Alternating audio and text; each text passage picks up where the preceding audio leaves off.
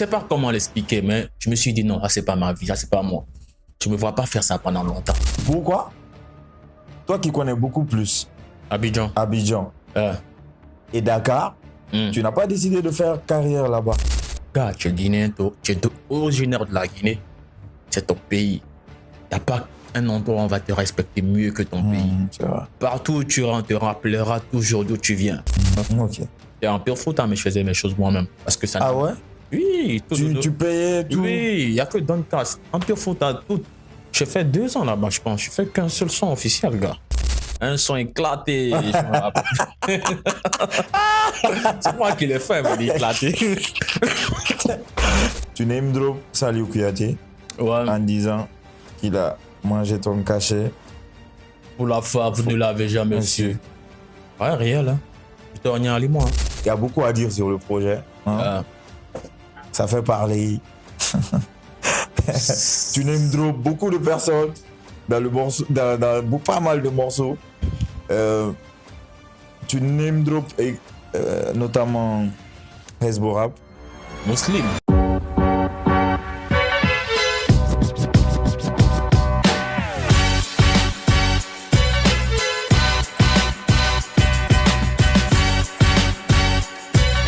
Hey yo, salut la famille, j'espère que vous allez bien. Bienvenue sur Maps Hip Hop et bienvenue dans l'entretien.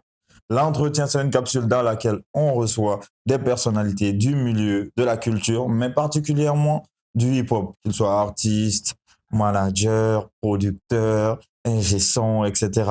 On reçoit tout le monde ici. Et aujourd'hui, on est avec un artiste, un rappeur, et pas des moindres. Récemment, il se considère comme rappeur ivoirien. Ils vont nous expliquer tout à l'heure pourquoi. Il s'est longtemps absenté dans le game et il fait un retour.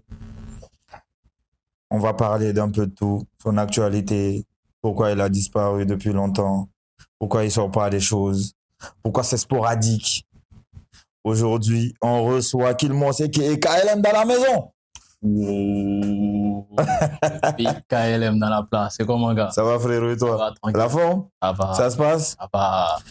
Bah déjà, bienvenue, merci d'avoir accepté l'invite. Merci. Je ne sais pas si tu es prêt, mais on va parler d'absolument tout. Ici, nous, on n'a pas de filtre. Ah, ben c'est ce que j'aime, moi. On aborde tous les sujets. Ah, vas-y, hein. Et on s'amuse. Ah, vas-y. Super. Ça va. Déjà, pour ceux qui ne te connaissent pas, comment tu te présenterais? Bon, disons, c'est Kilmos. Auparavant, on a décidé de... Ok, c'est bon comme ça? Bon, disons, avant, c'était Kilmos. Mais désormais, c'est KLM. C'est une abréviation juste de Kilmos. Juste pour expliquer, vu que j'avais disparu pendant longtemps, je suis revenu. Disons que dans ma tête, je renais de mes cendres. Kilmos n'est plus, KLM est là. Pour me présenter, disons que je suis un rappeur, fan de rap, fan d'écriture, de fond et de forme. À la base. Et maintenant, on est commercial, hein, les gars. Désolé, on rappe plus dur.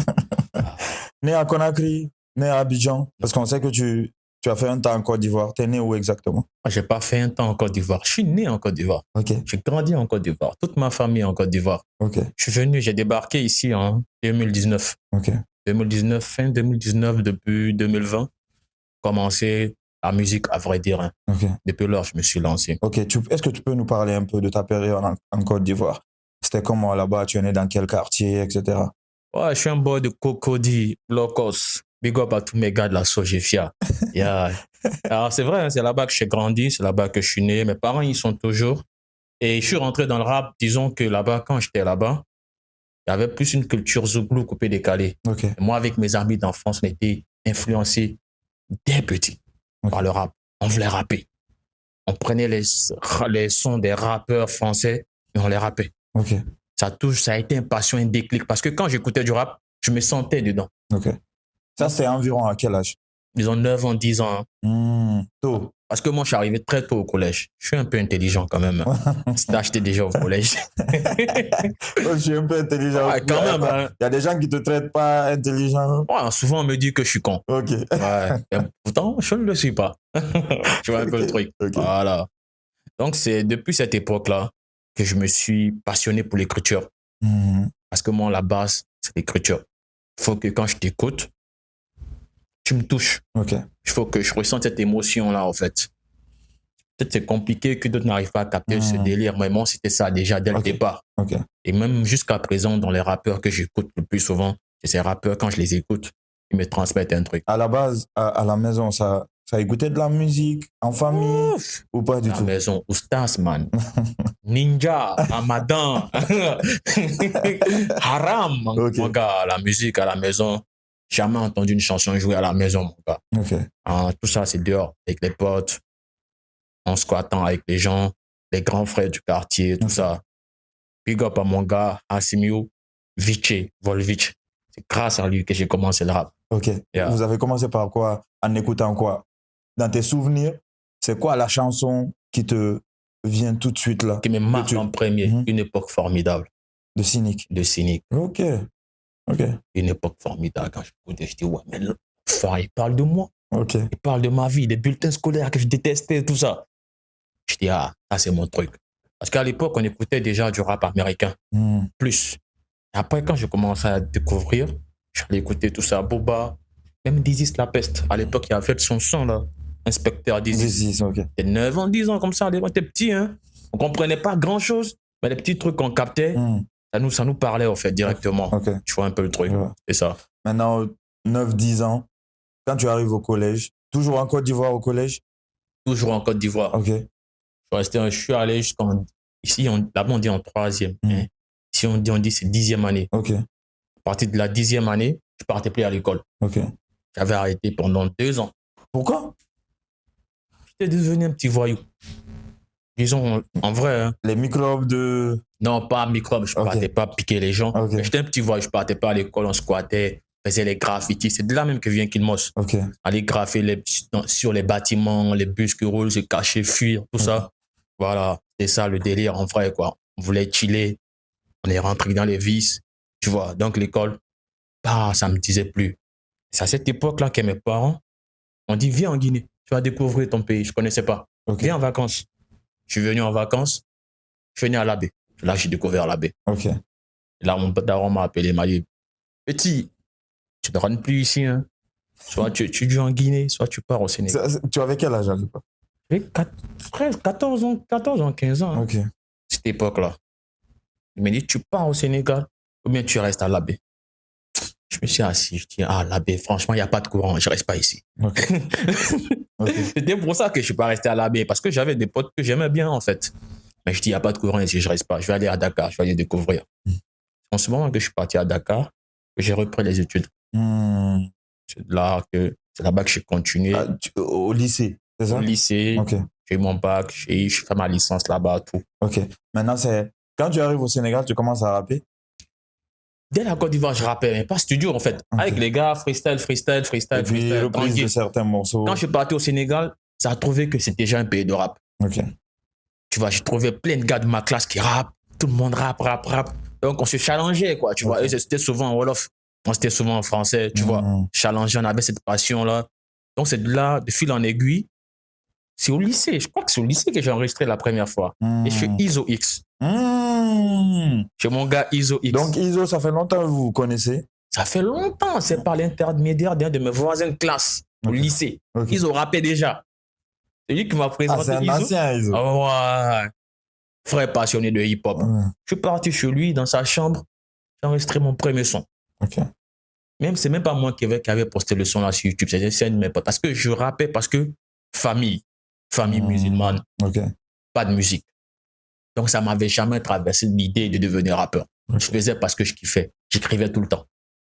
Tu continuais toujours à écouter Cynic, cette époque-là? Toujours, Cynic. Ouais, j'écoutais toujours. Cynic, peut-être, c'est quand il a sorti Ballon d'Or, son album Ballon d'Or, que, vas-y, je commençais à me concentrer à cette époque sur Caris, je pense. Fort. Mais Cynic, ça a toujours été le rappeur qui m'a le plus marqué, au fait. Ok. Du coup, tu rencontres Iso par l'intermédiaire d'un de tes gars. Il s'appelle MGs. Ok. Tu enregistres ton premier morceau, c'est ça? Est-ce qu'on peut le retrouver sur les plateformes? Seller, G-Crime, les Hustlers, c'est qui? Il est toujours, hein? Il est toujours sur les plateformes. Ok. Maintenant, après cette période-là, est-ce que à ce moment-là, tu décides vraiment de prendre le rap au sérieux après Non. avoir... Ok. J'ai jamais pris. Jusqu'en 2019, j'avais jamais l'intention de faire de la musique, de faire une carrière. C'est quand j'ai eu ma licence, j'ai commencé à taffer dans un cabinet fiscal Ok, tu as eu ta licence en quoi? en marketing et communication. Ok. Donc, j'ai eu la possibilité de travailler dans un cabinet fiscal. Mhm. Je travaille là-bas pendant 10 mois. Mhm. Gars, aller à 6 heures jusqu'à 19 heures, every day, un zombie. Ouais, je vois, là, ça, c'est pas ma vie, ça. Ok. Je te jure. Mais pourquoi tu étais payé quand même? Ou bien tu étais en stage? Je t'ai payé. Ok. Mais tu sais, je sais pas comment l'expliquer, mais je me suis dit non, ça, c'est pas ma vie, ça, c'est pas moi. Je me vois pas faire ça pendant longtemps. Ok. Je me dis, ah, gars, tu aimes un truc, tu es passionné dans le truc, tu sais faire. Lance-toi. J'avais un peu de thunes. Je dis, attends, à côté, je vais faire un truc à côté. Et je fais ma musique tranquille. Je me suis dit à un moment, ah, mes parents, c'est ma vie en vrai. Hein. Je vous aime. J'ai envie de faire tout ce que vous aimez. Mais en vrai, de vrai, c'est ma vie. Ce sont mes choix. Si je me trompe, c'est moi. Je préfère me faire mes propres erreurs que de faire les erreurs de quelqu'un d'autre. Ok. Ça a toujours été mon mindset, ma façon de voir les choses. Tu vois? Ok. Parce que je savais que c'est impossible de faire comprendre à mes parents que je fais de la musique. Il n'y a jamais quelqu'un qui fait de la musique chez nous. Ok. Souvent, je me dis, c'est pour ça que je n'ai pas pété. Hein. Peut-être parce que tu n'as pas les bénédictions. J'ai pas, la bénédiction de... J'ai même pas la bénédiction du nouveau-né de la famille, du dernier nouveau-né. Personne. Ok. Tu vois, ma famille est très pratiquante, très pieuse. Ok. Tu vois. Donc, ça a toujours joué dans ma tête. Je me dis, ah, ta taronne, vas-y, ton taron, vas-y. Fais. C'est pourquoi, peut-être que tu vas en parler plus tard, que j'ai arrêté souvent. Je suis revenu, j'ai arrêté. On va justement revenir sur ça un peu plus tard. Mais maintenant, après la rencontre, justement en 2019, tu fais la résolution de ne pas adopter cette vie. Boulot, maison, boulot, maison, week-end, tout ça. Tu restes toujours à Dakar ou après tu décides? Non, je débarque directement à Conakry. Ok. Du coup, pourquoi? Toi qui connais beaucoup plus Abidjan et Dakar, tu n'as pas décidé de faire carrière là-bas? Peut-être que je suis con, mais je me sentais guinéen. J'aimais mon pays. Ok. À cette époque, hein, je ne dis pas que c'est le cas maintenant. À cette époque, tu sais, gars, tu es guinéen, tu es originaire de la Guinée, c'est ton pays. Il n'y a pas un endroit où on va te respecter mieux que ton pays. C'est vrai. Partout où tu rentres, on te rappellera toujours d'où tu viens. Tu vois un peu le truc, non? Je me suis dit, ah, c'est ton pays, rentre chez toi, montre-les qui tu es. Ok. C'était juste ça le mindset. Sinon, j'aurais pu rapper en Côte d'Ivoire. Parce que je sais rapper en Ouchi. Je fais parler comme ça. Quand je pense à ça, tu fais quoi que je viens de là-bas. Ok. Mais je l'ai toujours caché, mis de côté. Tu vois, non? Juste ça. D'accord. Voilà. Maintenant, tu reviens à Conakry. Qu'est-ce que tu décides de faire en premier? C'était en 2020? Fin 2019. Ok. Fin 2019, je suis arrivé à Conakry. Parce que moi, je te découvre via un freestyle où tu découpes sale, tu attaques. Tu attaques. Je sais pas si c'est ta marque de fabrique et tout, mais déjà, même à l'époque, déjà 2020, tu commençais déjà à name drop des gens, tout ça. Moi, c'est à travers ça que je suis tombé sur un de tes freestyles. Dans une voiture, non? Ouais, c'est ça. Exactement, c'est vrai. Je venais juste d'arriver. Je connaissais que 3-4 personnes à Conakry. Ok. Je te jure, c'est dans la voiture d'un de mes gars même que j'ai fait le freestyle. Quand je suis venu, je dis, attends, vas-y, va faire des sons, sors. C'était ça juste, hein. Je connaissais personne. Tu sais, moi, je n'ai pas cet avantage-là que les autres ont ici. Je n'ai pas grandi ici. J'ai aucun quartier derrière moi. Okay. J'ai aucune école. Je n'ai pas des amis d'enfance. Je n'ai pas des amis d'école. Moi, je pars de zéro. Moi, je fais 10 fois plus. Pour moi, c'est 10 fois plus dur. Okay. Je me lamente pas, mais c'est réel. Okay. Tu vois, non? Quand je suis venu, je me suis dit à faire des sons. J'ai commencé à faire des sons enregistrés. C'est en ce moment que j'ai enregistré. Les gars avaient sorti, les putschistes avaient sorti. Oui, ça coïncidait, voilà, ça coïncidait avec Coup d'État. Donc, j'ai vu l'approche, j'ai dit, moi, je peux découper la prod. J'ai pris l'approche, j'ai fait un son mort au putschiste. C'est moi, je suis un attaquant, naturellement. Moi, Moi, j'aime la compétition. Moi, c'est la compétition. Ego trip, tout ça. Compétition, moi, parce que moi, je me fâche pas. Moi, j'aime la compétition. Compète, viens, on compétit. Tu vois, non, je crois en moi, tu crois en toi, il y a feuille. Ok. Donc, l'approche, je dis, je vais découper mieux que je fais le truc. C'est en ce moment que C'est ton premier son en Guinée. Oui, c'est pas mon premier son, mais c'est le premier son que j'ai sorti. Ok. Bon, que tu sors, quoi. Ouais, que je sors, voilà, Ok. que je sors. Parce que quand je suis arrivé, j'ai un ami ici qui n'est plus ici, mais qui connaissait Fresh. Qui m'a présenté à Fresh. Fresh, MC Fresh. MC Fresh. Ok. C'est le premier gars que j'ai connu quand je suis arrivé ici. On devait faire un son. Ok. Donc, quand on s'est vu tranquille, on dit, OK, vas-y. C'est à cette période-là qu'il m'a montré son partout. Son classique, mais c'est partout. C'est classique. Classique. Et puis, le truc qu'il a fait pour l'op, là, il m'avait montré ça. Il m'a dit qu'il a fait ça sur LG. Que le gars est bon. D'aller enregistrer là-bas. Ok. Et je suis fini. Après, on va enregistrer notre bail. En ce moment que j'ai connu LG, je suis allé faire ça chez LG. Et de fil en aiguille, que vas-y. Du coup, tu enregistres Pushist, tu le sors. C'est quoi les premiers retours? Ouais, les gens ont kiffé. Hein. Les gens ont kiffé. Beaucoup même me reprochent de ne pas être resté sur cette voie-là. Méchant, découpage là. Les retours étaient bons. C'est de là même que Salut Kouyaté, dans Pure Fouta, me contacte.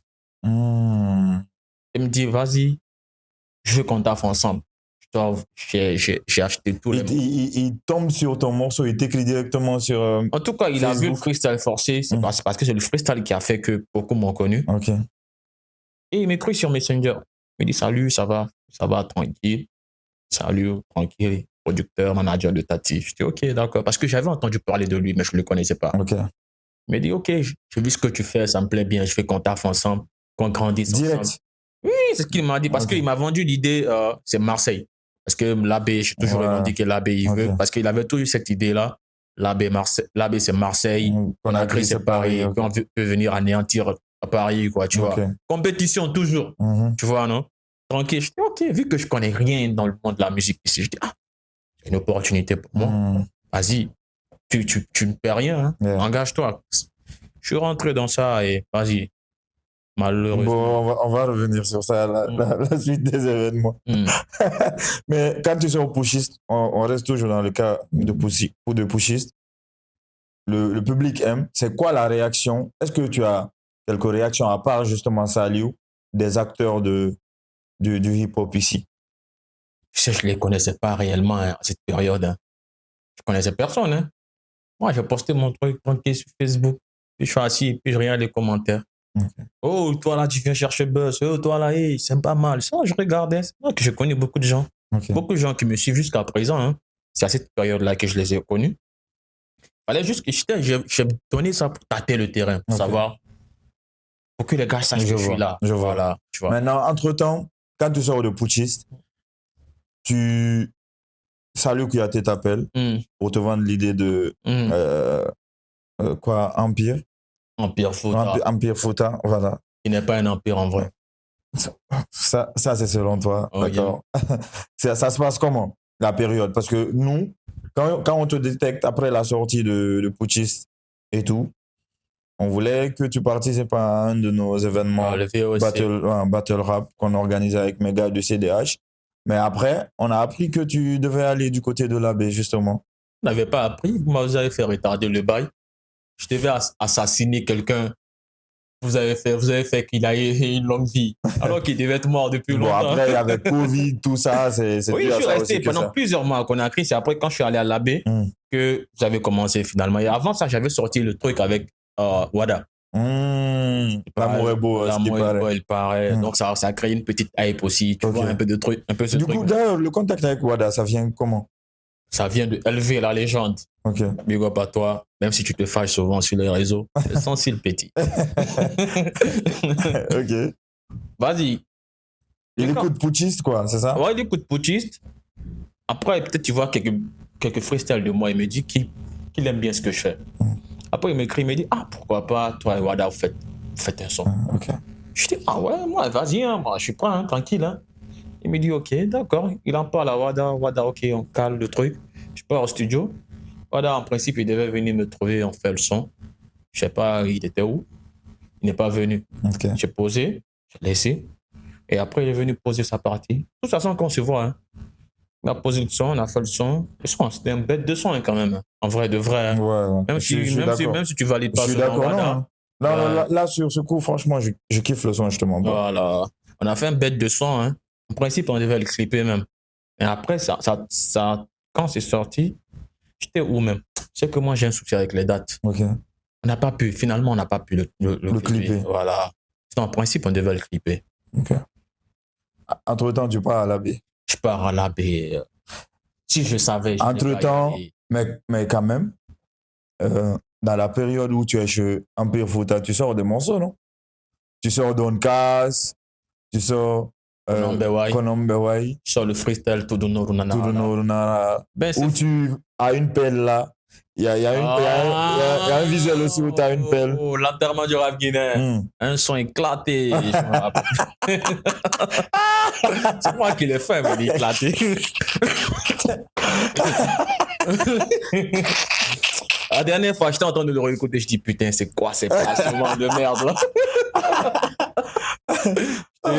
Purée. Ouais. Du coup, la période Empire Fouta, explique-nous réellement ce qui s'est passé. La période, rien du tout, elle m'a rien apporté. En vrai de vrai. Hein. Je dis les choses telles qu'elles sont. Ça a été, avec eux, j'ai compris un peu le show business. J'ai eu des links par rapport à Tati, tout ça, tu vois. Mais en vrai, musicalement, côté carrière, ça m'a rien apporté. Ça m'a plus retardé. Tous ces sons que tu entends là, que tu parles là, c'est des sons que je suis venu faire moi-même. Hein. Ok. J'étais en pure faute, mais je faisais mes choses moi-même. Parce que ça. Ah ouais? Oui. Tu payais tout? Oui, il n'y a que Don Cass. En pure faute, tout. J'ai fait 2 ans là-bas, je pense. Je fais qu'un seul son officiel, gars. Il y a eu c'est juste ce son-là. Don Cass. Mais c'était dû à quoi, en fait? Peut-être que les visions ne concordaient pas. Je n'étais pas une priorité. Il y avait d'autres choses. Tu vois, non? Voilà. Ça arrivait un moment, je me suis dit, ah, vas-y, moi, je ne peux pas être là. J'ai mes priorités à moi aussi. Il est temps que moi, j'aille de l'avant. Je ne peux pas rester là à attendre quelqu'un, en fait. Tu vois? Juste ça. Du coup, dans le morceau Ramenez-moi dans la salle. Ramenez-moi dans la salle. Yeah. Tu name drop Saliou Kouyaté en disant qu'il a mangé ton cachet. Pour la fois, vous ne l'avez jamais su. Ouais, réel. Hein. Je te reviens à moi. Je dis juste les faits. C'était un cachet de combien? C'était moi et Djeliba. C'était 5 millions nous avait donné. Ah, le cachet de Djeliba aussi? Le cachet de Djeliba aussi. Hein. Ok. Big up à Djeliba. D'ailleurs, comment tu l'as su que tu avais reçu un cachet et puis... J'allais à la foire. J'ai un pote qui s'appelle Assimiou. Il avait un stand là-bas. Je partais tout le temps fumer de la chicha là-bas les soirs. Maintenant, je passe. Il y a l'organisateur Midprod qui m'appelle. Salut, ça va? Tu vas bien? Je dis, ouais, ça va, tranquille. Hein? Il me dit, j'ai donné l'avance à Saliou pour que vous veniez jouer, mais il n'a pas encore envoyé les photos. Je dis, avance de quoi? Quel jouer? Parce que moi, je suis le précurseur à l'AB. Quand j'étais à l'AB, je disais, je ne paye pas, on ne joue pas. Même si on a 3 fans. Ok. Moi, je suis le précurseur de ça. Après, j'ai vu le petit là aller dans le mouvement là. J'ai regardé, j'ai observé. Quel petit? Les artistes de l'AB là. Ok. Tu vois. Quand il m'a dit ça, je dis, ah ouais. Il m'a dit, ouais. Je dis, ok. D'accord. Il n'y a pas de souci. Là, j'ai capté. Tu en as parlé avec Saliou? Je n'ai pas parlé avec lui. Quand tu es avec des gens, il faut faire semblant d'être con pour mieux les connaître. Okay. C'est la stratégie. Il ne faut pas venir faire comme tu sais tout. Tais-toi, observe et apprends. Et j'ai appris, quoi. Ok. Ouais, j'ai appris salement, mais j'ai appris. J'ai appris le show business. J'ai appris ce que le show business. Du coup, après ça, tu décides de quitter Empire Fouta. Et j'ai dit bye bye. Tu es revenu à Conakry? Ouais, je suis revenu à Conakry. Est-ce que tu peux nous expliquer la suite? Je suis revenu à Conakry. Je n'étais pas bien dans la tête, la famille aussi, tout ça. Je sortais un freestyle où je disais que j'arrêtais le rap. Ok. Je crois que c'est cette période-là. Oui. Ouais. 2022. 2022, comme ça. Je dis j'arrêtais le rap.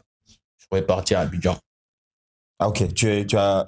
Du coup, l'expérience à Conakry c'était pas ça, quoi. En Guinée même, c'était pas ça. C'était pas ça, on me connaissait pas, gars. Je te jure. Mais est-ce que tu te trouves fort aussi? Je me trouve fort.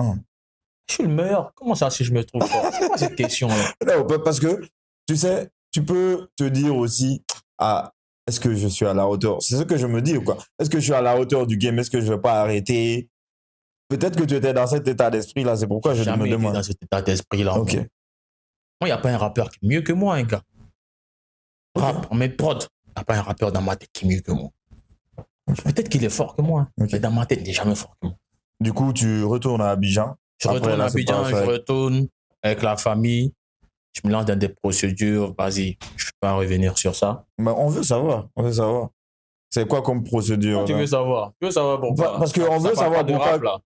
Ça parle de quoi Ça exactement? parle de moi. Ok. Qu'est-ce qu'il y a? Quelle procédure? Des procédures. Procédures procédurielles. Ouais. De mariage, Ouais, de voyage. Même la musique hein, a été un frein par rapport à une fille. Ok. Il me parlait de sa famille, parlait de musique, tout ça. Je dis non, moi, je ne laisse pas ce que j'aime. C'est pour te montrer à quel point que j'aime la musique. Ok. Du coup, quand tu es retourné en Côte d'Ivoire, tu es resté combien de temps? Je suis resté plus d'1 an. Hein. Tu n'as rien sorti. Rien sorti. Bon, de toute façon, tu avais fait un freestyle où tu disais que tu as arrêté et tout. Moi, j'avais arrêté. Hein. Ok. Tu vois le truc, non? Après, je me suis assis. Je dis, putain, qu'est-ce que tu aimes faire dans ta vie? Écrire. Qu'est-ce que tu aimes dans la vie? Le rap. Pourquoi t'es posé là? Tu peux faire de la musique. Encore. C'est plus fort que moi. Ok. Tu vois? C'est plus fort que moi. Tu défies la famille. C'est comme une info. Encore une fois. C'est comme une info, man. C'est plus fort que moi. Je peux pas résister. Ok. Je peux pas. Ok. Mais tu décides quand même d'aller à l'encontre encore une fois. Parce que quand tu es retourné en Côte d'Ivoire, tu étais en bon terme quand même avec la famille. Ouais. C'est ça? Ouais. Mais pourquoi alors accepter de revenir dans ce cycle-là où tu vas défier la famille, revenir encore, tu n'as pas la bénédiction de la famille, etc. La passion. La passion. Et on dit aussi que je suis peut-être têtu, quoi. Mais à part la passion, qu'est-ce qui te motive à te dire... parce qu'on sait que le rap ne paye pas forcément, oui. Tu vois. Ça ne paye même pas. À part une poignée de personnes. Et même, ils ne vivent pas bien, gars. Ah ouais? Ils ne vivent pas bien. Pourtant, ils font des clips, ils sortent des projets, il y en a qui se marient, ils voyagent, ils font des concerts ailleurs et tout. Tu peux dire qu'il est... C'est ça la vie rêvée d'un rappeur, d'un artiste. C'est quoi la vie rêvée d'un artiste pour toi? Faire de grandes choses, mon gars. Comme? Faire de grosses tournées, de gros stades. Mais il y en a qui font le stade. Des gars, ils font des stades, ils n'ont rien, ils gagnent rien, gars. Ils font des stades ici, après, man, ils n'ont même pas l'argent d'un petit bonbonna. C'est pas histoire, c'est pas ça, faire le stade, mon gars.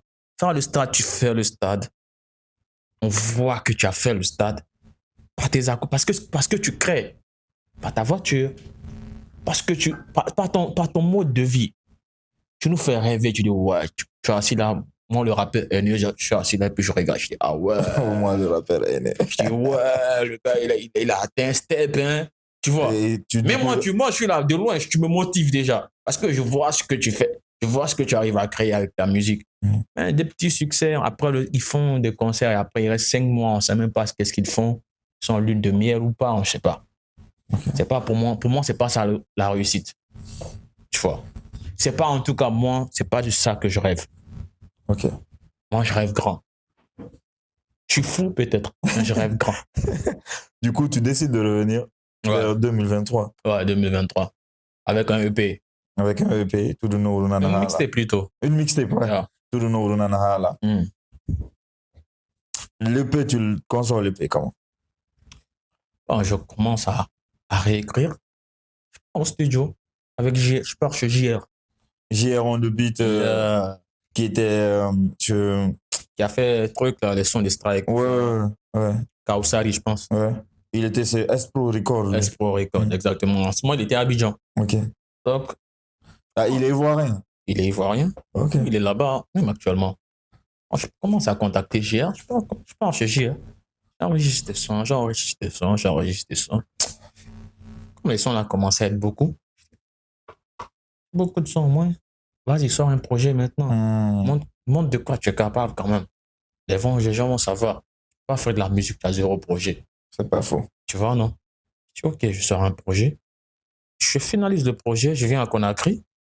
TBS, il est dans le projet aussi. Ouais. On s'assoit en cause. Je dis, moi, j'ai finalisé mon projet. Il dit, il y a une meuf là, j'aimerais que tu poses avec elle. Et quelle meuf ça? Parce qu'elle est partie à gauche, à droite, raconter des histoires de merde. Là. Ok, Moi, tu parles de QNF, ton feat avec QNF, Déolé. Voilà, okay. exactement. Ok. Vas-y. TBS me dit quoi? Il veut que je fasse un feat avec une meuf, là, qu'il connaît, elle chante pas mal. Je dis, QNF. Moi, je la connaissais pas. Maintenant, je pars, je regarde ce qu'elle a fait. Je vis qu'elle a fait beaucoup de feats avec des rappeurs. Je regarde. Je dis, franchement, moi, j'ai pas envie de faire un son love. Ok. Tu vois, non? Donc, il me dit non, essaye. Je dis, ok, attends.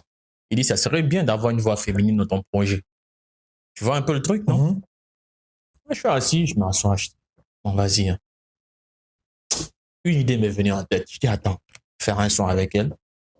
On va faire une dispute de couple. Ok. On va faire une dispute de couple. Ce sera la thématique. Donc, je cherche une prod. Je lui envoie ça. J'explique la thématique. C'est comme ça, je fais. C'est comme ça, je fais. Elle vient. En 1 heure, on a fini le son. Hein. Rapidement, parce que c'était un son naturel, quoi. Une dispute. Tout le monde s'est déjà disputé. Oui, donc, c'est facile de trouver les mots. Donc, on a fait ça, chap, tranquille. On est parti au studio, on a enregistré ça.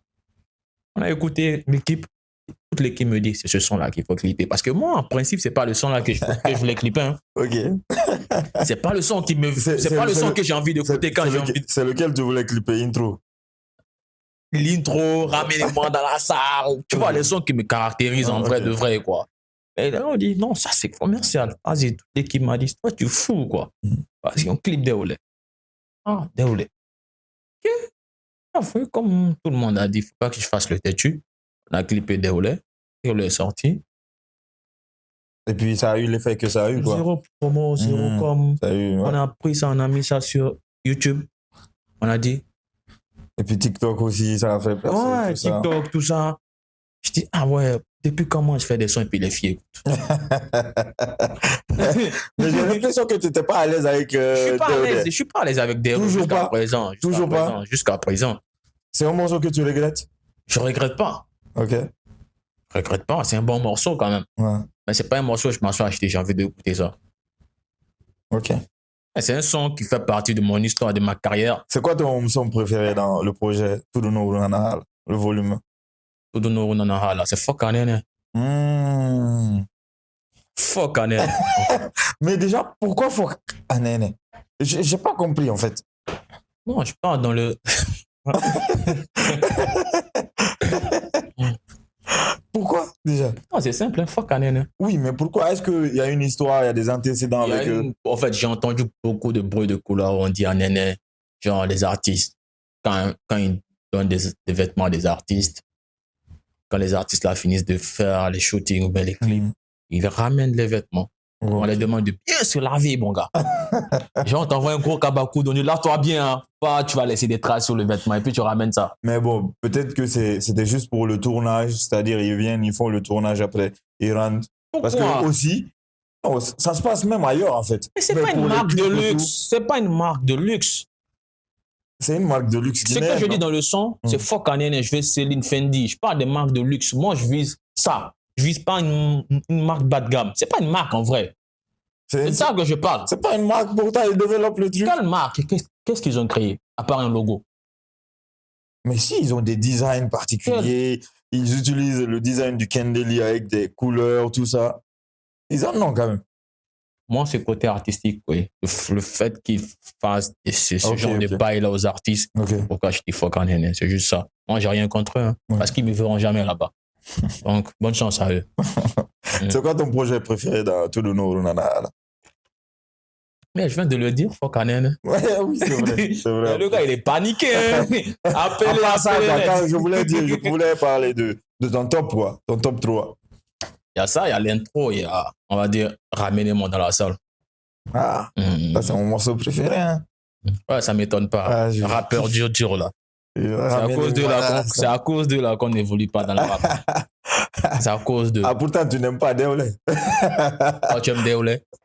Je kiffe Déolé. Je te mens pas, hein. Moi, c'est un morceau que je kiffe.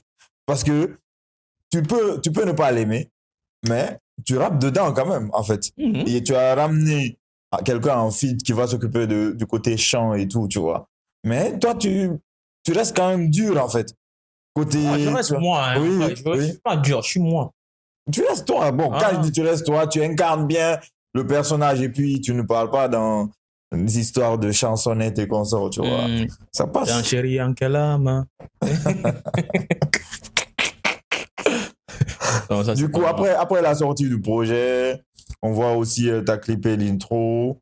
Mais quelque temps après, on voit Silence radio encore une fois. Tu disparais complètement. André Ouaddara après son concert. Oh, Seigneur. Qu'est-ce qui s'est passé entre-temps? Et contre établissement à Ouaddara, ouais, évidemment. Contre établissement, lui. Qu'est-ce que tu disais? Qu'est-ce qui s'est passé entre-temps après la sortie du projet? Je suis reparti encore à Abidjan. Pourquoi tu es reparti à Abidjan? Histoire de famille, tout ça. Après ça, je suis parti encore à Dakar. Tu vois. Non, 2 ans, hein, j'étais presque pas là. Hein. C'est fin d'année dernière que je suis rentré en vrai. Donc, depuis l'année dernière que je suis fini à Conakry. Du coup, entre-temps, entre 2023, après la sortie du projet. Dans d'autres projets encore. Tu étais dans quoi? Est-ce que tu peux nous expliquer? J'étais dans des projets perso, en vrai de vrai. Des projets perso. Non, en fait, pourquoi je demande ça? C'est pour que le public sache. Pourquoi? Oui, pourquoi on peut disparaître. Est-ce que tu voulais encore mettre la musique de côté? Oui, ça faisait partie. Ok. Yeah. Tu étais sur quoi comme projet exactement? Est-ce que tu peux nous expliquer? Est-ce que le public a besoin de savoir ça? Ils n'ont pas besoin de savoir ça. Okay. Ils n'ont pas besoin de savoir ça. Ça me concerne. Ça concerne Saliu. Ça ne concerne pas KLM. Bon, finalement aussi, la famille, ça faisait partie du truc aussi. Et encore, je me suis assis encore. J'ai dit, tu sais que si tu ne réussis pas dans le rap, c'est que ça sera échoué. Ce sera ton plus gros regret dans ta vie. Tu seras un vieux aigri. Tu vois, les vieux qui sont dans les maisons, qui sont nerveux tout le temps là. Je finirai comme ça. Hein. Parce que le rap, j'ai l'impression que c'est une partie de moi. Ça fait partie de moi. Depuis que je me rappelle, j'ai commencé à bien me souvenir des choses. Je suis toujours dans le rap. Tous mes souvenirs, il y a le rap à côté. Man, moi, je ne mentirais pas si je te dis que j'ai écrit au moins 1000 textes. Des sons. Ok. 1000 textes. Je n'ai pas dit que j'ai enregistré 1000 sons, hein, mais j'ai écrit au moins 1000 textes dans ma life. Quand je m'assois, je fais rien. Je dis, vas-y, tu perds ton temps, vas-y, prends une prod, écris. Du coup, c'est cette envie de réussir dans le rap là qui te pousse à... Et puis, je vois des accomplissements des gens. Je sais que je suis meilleur qu'eux. Je peux faire mieux. Mais pourquoi tu le fais pas? Gars, j'ai pas de producteur. Je fais tout de moi-même, de A à Z. J'ai que des gars qui me disent courage, force. De A à Z, je fais tout. Je fais la com, je fais les sons, je fais les clips. Je fais pas d'équipe en vrai. Il y a 2-3 gars qui m'accompagnent. Ils sont toujours là avec moi. Tu vois. Et ça, j'oublierai jamais. Mais je fais tout de moi. Il n'y a personne. L'indé, c'est dur. Hein. L'indé, man, c'est une torture. Tu as des projets, tu as plein de trucs, mais tu peux pas les sortir. Tu peux pas faire comme tu veux. Tu peux pas faire le clip que tu veux. Imagine, ça fait 6 ans que je fais de la musique, j'ai qu'un seul clip officiel. Tu vois la dinguerie? Déolé. Il n'y a que Déolé. Il n'y a que Q9 qui m'a offert une carrière. Ouais, c'est vrai qu'il y en a qui disent ça. Hein. Ouais. Pourtant, le morceau ce morceau-là, c'est le plus gros morceau de Q9. Mais pourquoi Strike lui a pas offert une carrière, ou bien Maxime, quand elle a fait des feats avec eux? Pourquoi elle les a pas offert une carrière? Pourquoi, vas-y, le truc n'a pas pull-up, ça n'a pas pris. Pourquoi c'est avec Kilmos? Je sais pas. Dites-le moi, vas-y, dans les commentaires. Je vous écoute. Peut-être avec vous, ça aurait été aussi un hit. Pourquoi elle n'a pas un son qui a percé plus que celui-là après aussi? Elle a sorti des clips. Hein. Dites-le moi. Vas-y. Et aujourd'hui, tu reviens avec un nouveau projet, Tuduno Runanhala, volume 2. Et il y a beaucoup à dire sur le projet. Hein? Ça fait parler. Tu name drop beaucoup de personnes dans le morceau, dans pas mal de morceaux. Tu name drop notamment Hezbollah. Muslim. Mais Hezbollah, parce qu'on a vu dans le visuel aussi où il y a ce truc de Hezbollah. Tu sais que C'est quoi le souci avec eux, concrètement? Non, c'est que Muslim, il a trop de dents dans sa bouche. C'est le premier souci. De deux, il avait fait un poste. Non, il n'a pas fait un poste. Il a fait plusieurs postes. Il attaque ceux qui font du rap en français. Moi, je fais du rap en français. J'ai jamais attaqué quelqu'un qui fait du rap en poula, bien soso. Parce que j'écoute ça. On dit ça me plaît, ça me parle, j'écoute. J'ai pas de problème avec la langue. Tu vois. Donc, il a fait le poste. Je suis venu tranquille, hein. Je dis même bro, hein. Je dis bro, c'est quoi le problème avec eux? Tu as quel problème avec les gars qui rappent en français là, t'en fais quoi? C'est quoi le souci avec eux? Le gars, il commence à jouer le nerveux, le béret rouge. Il est nerveux. Il parle mal. Il commence à m'attaquer, à mal parler. J'ai même pas compris le délire. À t'attaquer en disant quoi? Donc, vas-y, toi, quitte là, quitte à parler, non. Moi, dans les commentaires ou dans bien? les commentaires. Après, il a supprimé le post. Ok. Moi, quand j'ai vu qu'il a commencé à m'attaquer dans les commentaires, tu sais que moi, je ne sais pas attaquer dans les commentaires. Moi, je n'attaque pas dans les commentaires. Je n'insulte pas, je ne parle pas mal. Je suis venu dans son inbox, je lui ai dit, attends, c'est à moi que tu parles mal comme ça dans les commentaires. Tu sais que tout le monde peut faire le fou sur Facebook. Combien de personnes font les fous sur Facebook quand tu les croises, ils deviennent des chats? Ils deviennent tout doux. Je dis, man, si tu continues à m'attaque pas, me parle pas mal comme ça. Si tu peux me parler, tu peux m'expliquer un truc sans mal me parler, mon gars. En plus, tu es plus âgé que moi. Ok. Tu vois. Ok. Il me dit, comment ça encore? Vas-y, se gonfler. Tu sais, il est comme ça. Je dis, ok, on se croise, moi, je te fracasse la gueule. Tu lui as dit ça? Je lui ai dit ça. Le jour qu'on se croise, je lui fracasserai la gueule. Ça, s'il a plus de force que moi, puis il est là. Il y a Dagwe. Tout peut arriver. On a vu David terrasser Goliath. Ça peut arriver. Mais en tout cas, notre rendez-vous est pris. Voilà. On va éviter d'installer la violence. Non, comme il ne comprend pas bien français, mais à la nème. Il y a des fautes d'en haut. Il n'a pas été magra. Non, arrête ça. Non, arrête ça, bro. Non, pas ça. Quand même, pas ça. Je lui ai dit ça, il le sait. Je sais pas quelque chose que je cache. Moi, tu ne peux pas me manquer de respect. Ça arrive à plusieurs petits, à l'abbé et tout ça. Moi, je ne manque pas de respect à quelqu'un. Moi, sur les réseaux, il y a Otago Goto. Sur les réseaux, moi, je suis chill. Moi, je suis vanneur. Moi, je rigole. Mais quand tu me manques de respect, il faut que tu me manques de respect quand tu me feras aussi. Le dialogue peut régler ça. Non, vous n'êtes pas dans le dialogue parce qu'il n'est pas dans les coms pour que tout le monde le voit. Quand tu pars une fois dans les coms parce que tu as envie que tout le monde le voit. C'est pas parce que c'est pas à moi que tu es venu écrire directement. Tu veux que tout le monde le voit. Donc, on va rester dans ça. C'est aussi simple que ça. Tu n'as pas montré que tu es le grand frère. Tu n'as pas fait preuve de maturité. Mais non, tu veux pourquoi je te respecte, pourquoi? C'est pas parce que tu es le plus âgé qu'on te doit du respect. Hein? Faut que tu le respectes aussi, que tu le mérites. Ok. Voilà. C'est simple que ça. Aujourd'hui, c'est quoi le regard que tu as globalement sur le rap guinéen? Pourquoi on n'arrive pas à transcender les frontières? On n'arrive pas à maximiser les choses dans le streaming, etc. C'est quoi le souci? Il y a plusieurs soucis. Bon, ma personne, ce que moi je vois que les big artistes n'incitent pas les gens à les streamer. Ils sont là dans leur délire YouTube.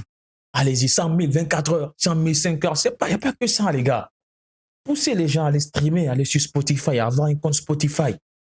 C'est ça le plus important. Quand tu vas aller voir le plus big artiste guinéen, il n'a pas plus de 100 000 auditeurs mensuels sur Spotify. Tu vas voir un petit artiste de notre pays qui a 200 000. Et après, maintenant, on ose dire que, vas-y, c'est des stars. C'est des stars où? Mais des stars, vous partez dans les autres pays, personne ne vous reconnaît. Personne ne vous connaît. Vous passez incognito. C'est pas ça, en vrai, le truc, en fait. Et on a ce public-là qui préfère toujours ce qui vient d'ailleurs. Si le Guinéen fait pareil que les gars d'ailleurs, ils vont toujours choisir ce qui vient d'ailleurs. Le Guinéen, je sais pas, on a ce truc-là, on a ce complexe. Du coup, récemment, tu avais commencé depuis quelques temps à dire oui, à revendiquer ton côté ivoirien. Bon, après, c'est ton côté sarcastique de la chose, quoi, tu vois. Ouais. Mais est-ce que ça part aussi de là, vu que tu vois que les gens valident beaucoup plus ce qui vient d'ailleurs? Mais ça part de là. Parce que j'ai l'impression que tout ce qui vient de la Côte d'Ivoire, man, ça sort en Côte d'Ivoire. 30 secondes plus tard, tout le Facebook guinéen est sur une sortie ivoirienne. Je te jure, hein, les gars sont actifs. Moi, je dis, attends, quand les gars peuvent être réactifs à ce point-là. Dès que ça sort, tu vois des débats, conspiration ultra, man. C'est quoi? Tu es posé, tu dis, tu es ultra, tu es de la c'est quoi? C'est quoi, les gars? J'ai l'impression qu'on fantasme juste ce qui vient de la Côte d'Ivoire. Et moi, j'ai toujours caché ce côté-là de moi. Parce que moi, mes 20 premières années de ma vie sont là-bas. Hein. Okay. Je suis plus de là-bas qu'ici. Mais j'ai jamais mis ça en avant. Parce que je me sens guinéen. Si je dois représenter, c'est la Côte, c'est la Guinée. C'est pas la Côte d'Ivoire. Okay. Tu vois. Mais je vois que les gens ont ce truc-là. Tu vois, les gars, je suis assis avec des gens, je sais pas, parce que les gens ne savent pas. Ils sont en train de m'expliquer le rap en Côte d'Ivoire, les mots en nouchi. Je suis assis, je dis, ouais, dinguerie. Hein. Tiens, quand les gars sont prêts à parler nouchi. Nous, on rappe en français, on dit qu'on rappe en français. Alors que les gars, ils sont prêts à apprendre le nouchi pour comprendre ce que les autres là disent. Mais ils ne sont pas prêts à comprendre nous ce qu'on dit en français. True. Car, True. Arrêtez de sucer là. Doucement là. C'est vrai que le sperme est sucré, mais arrêtez là. Vas-y. C'est bon comme ça. Ouais. Tu parles dans tous les sens. Aïe. Non, maintenant, pour revenir aux attaques proférées ça, c'est ton truc avec Muslim. Du coup, pourquoi tu mets tout Hezbollah dedans? Je sais pas, mais Hezbollah? Si, parce que dans le visuel, il y a le truc de Hezbollah. Tu sais, quand il y a le berger, il y a toujours le mouton à côté. Quand le berger, il y a toujours le mouton à côté qui suit, qui fait ce qu'on lui dit. Donc, c'est pour ça, c'est un dommage collatéral. Sinon, lui, il n'y a rien contre lui. Il passe son temps à... Et puis après ça aussi, tu fais... tu name drop Strike. Tu dis... Je ne suis pas comme Strike. Si je t'aime pas, je t'aime pas. Non, tu as vu, tu veux créer la polémique. Ok. Je name dropping Striker dans 2 morceaux. Ok. Je parle pas de l'autre morceau. J'ai dit, je suis content pour Third, je suis content pour Strike aussi. Je suis content de ce qu'ils ont réalisé. Je ne suis pas un frustré comme Muslim. Voilà. Ouais. Ça, c'est bien le name drop. Maintenant, voilà. Dans un autre son aussi. Je dis, quand je t'aime pas, je t'aime pas. J'achète pas de ticket pour toi. Ok. Je fais pas semblant. Moi, quand je t'aime pas, je te souhaite pas du bonheur. Je te souhaite le malheur. Crève. Aïe, pourquoi? Je t'aime pas. Tu me veux pas du bien. Pourquoi je vais te vouloir du bien? Ok. Moi, c'est mon mindset. Faut crever. Je crève, je suis content. Avec le sourire en plus. Tu vois. C'est juste ça. Parce que moi, les bas de Jésus, on dit quand tu tapes une jour, tu tends l'autre jour, vas-y. Okay. Oh, ça, c'est pas moi. Ouais, en tout cas, le projet, franchement, solide. Hein? Merci. À quoi on peut s'attendre pour la suite? Est-ce que tu vas disparaître encore? Non, je disparais plus. Vas-y, je suis plus magicien. Je suis là. Les trucs de magie, là, c'est tombé. Je suis là pour coloniser ce game-là. Okay. Moi, je vais être là. Je vais être le numéro 1. Je suis pas là même, vas-y. C'est pourquoi maintenant, les bails de rapper fort, là. On n'est plus dedans, hein, mon gars. On est là pour faire des morceaux que les gens vont kiffer. Je suis un grand rappeur, sachez, je suis fort. Il n'y a personne qui peut dire le contraire. Mais je vais faire des morceaux que tout le monde va kiffer. Toute la Guinée va écouter. Pas des morceaux communautaires. Moi, je fais des morceaux pour la Guinée, pour tous les Guinéens. Le Guinéen qui est en forêt, au Fouta, qui est ici à Conakry. Tout le monde va écouter.